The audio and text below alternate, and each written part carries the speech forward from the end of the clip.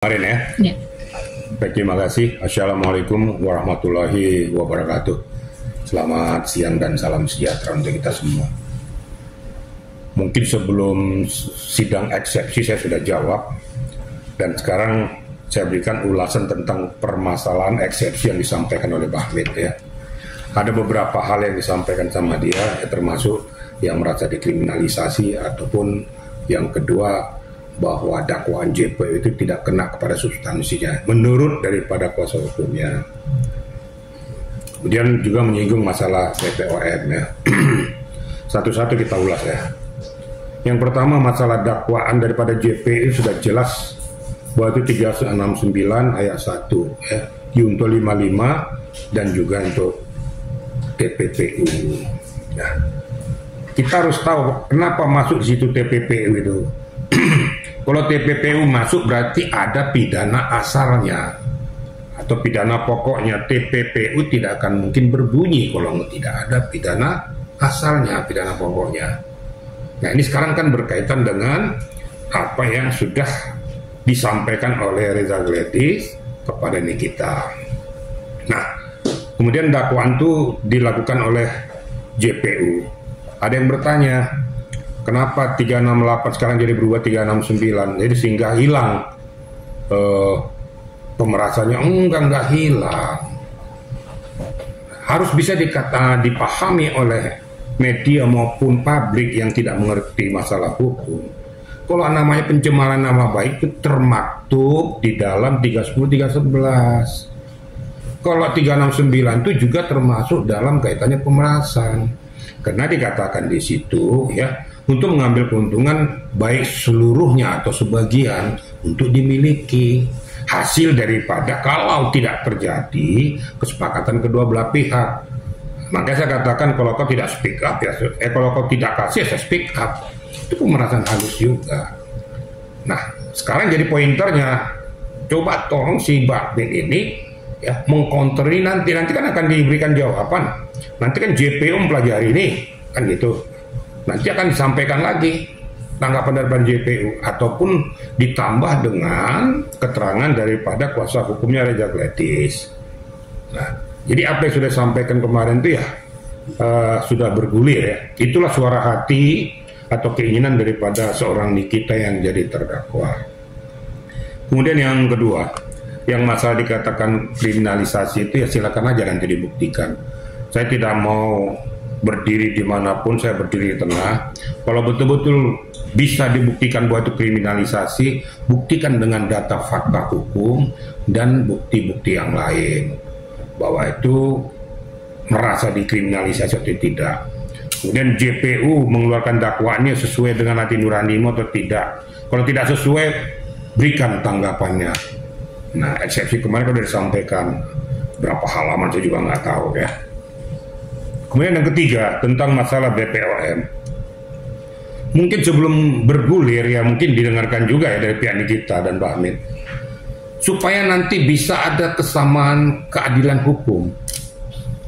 Makanya berkali-kali saya katakan kalau sudah berkaitan dengan masalah skincare akibat dari beritanya uang ini, nah itu harus dibuktikan. Makanya BPOM itu berkali-kali saya katakan sampai capek saya ngomong tuh ya. Sekarang baru bunyi, orang-orang bunyi BPOM. Padahal dari dulu-dulu saya sudah ngomong itu. Ya. Sebelum sidang bergulir, masih dalam penyidikan, saya sudah ngomong itu. Tolong BPOM itu bunyi. Jangan hanya ngambil uang izin edar saja, walaupun itu digunakan sebagai pajak negara, pada negara. Nah, sekarang ditelusuri, kenapa kamu nggak bunyi untuk menetralisir ini?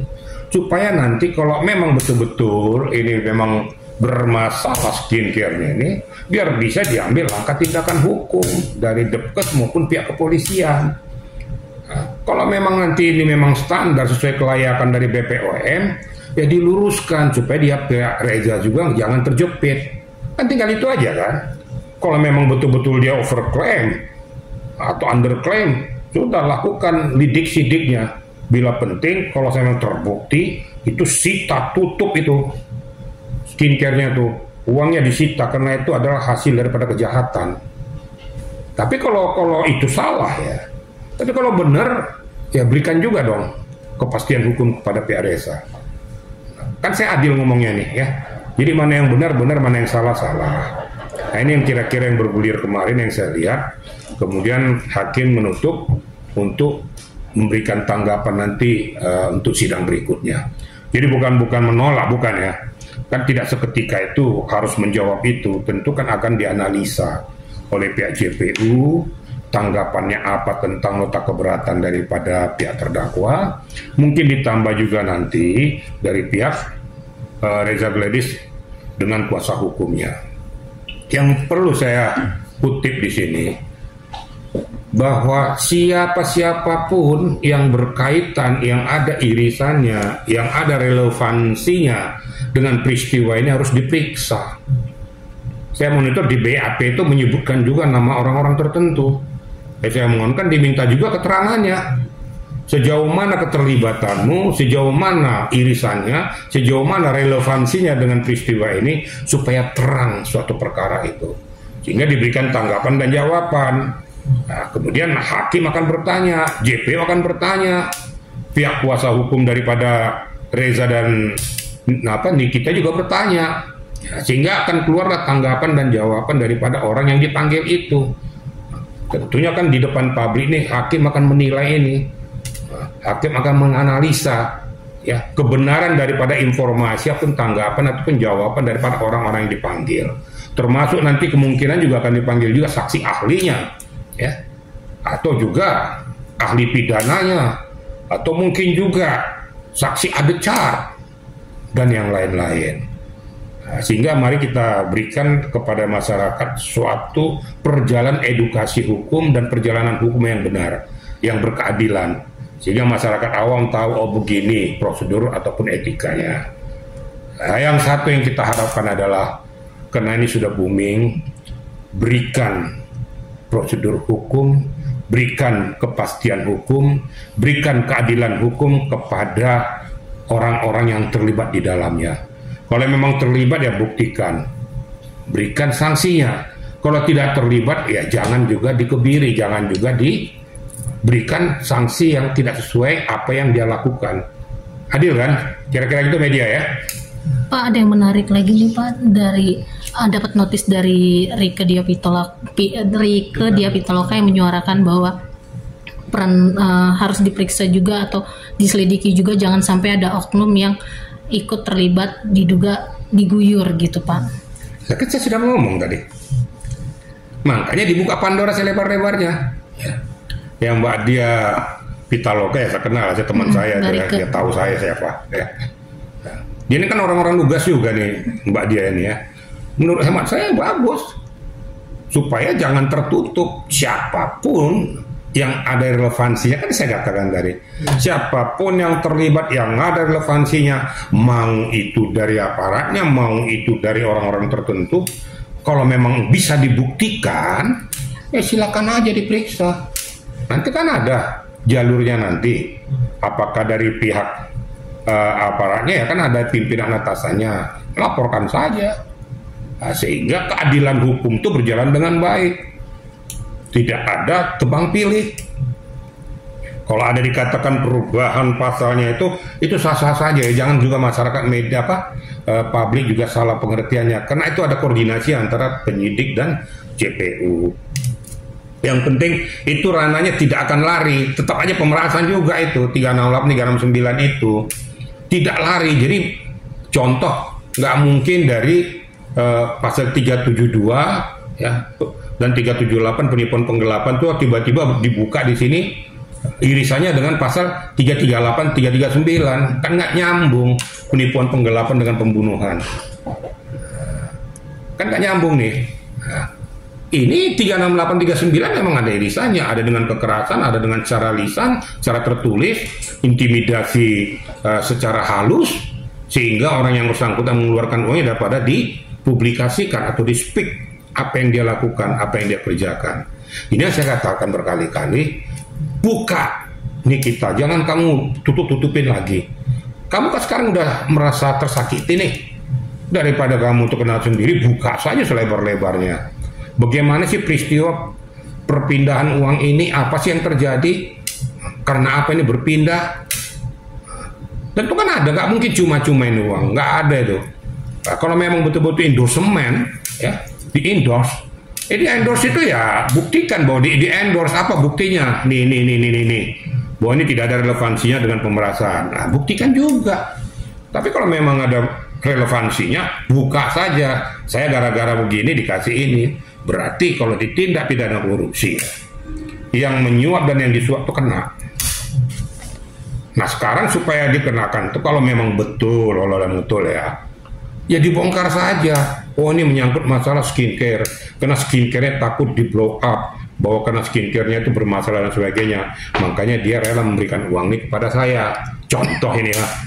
Tapi kan belum tentu juga. Nah, untuk mengamputasi dan mengeliminir ini, pihak Reja juga harus siap bahwa tidak benar bahwa skincare kami ini bermasalah. Ini buktinya sesuai dengan standarisasi dan kelayakan yang telah dipersyaratkan oleh BPOM.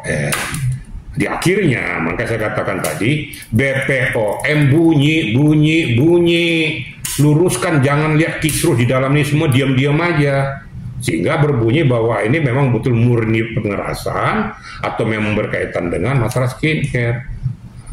Ya, saya juga berharap bahwa pihak hakim juga memanggil pihak BPOM ini. Nah, kalau coba dari awal-awal bunyi, ya kan sudah bisa minimal mengeliminir tanggapan syakwa sangka masyarakat. Oh begini proses hukumnya, karena BPOM mempunyai kewenangan untuk memverifikasi, untuk mengamputasi, untuk menutup. Dia punya kewenangan itu.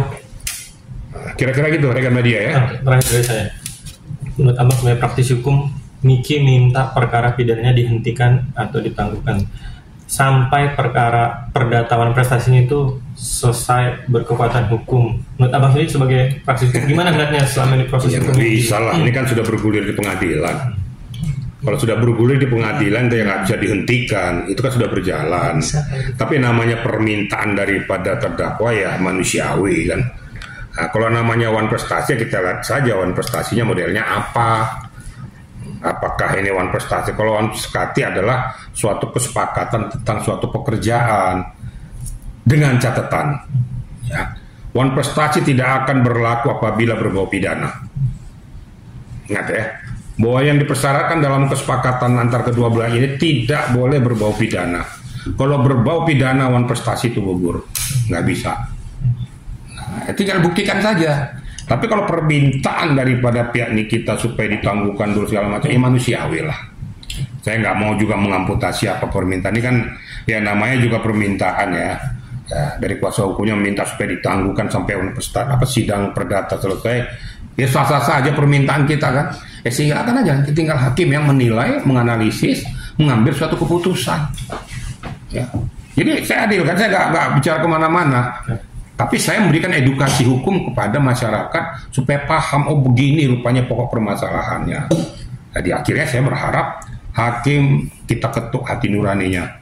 Walaupun berkata di akhir keputusannya berdasarkan ketuhanan yang Maha Esa, tapi yang berkeadilan.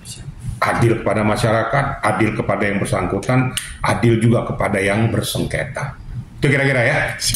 Oke.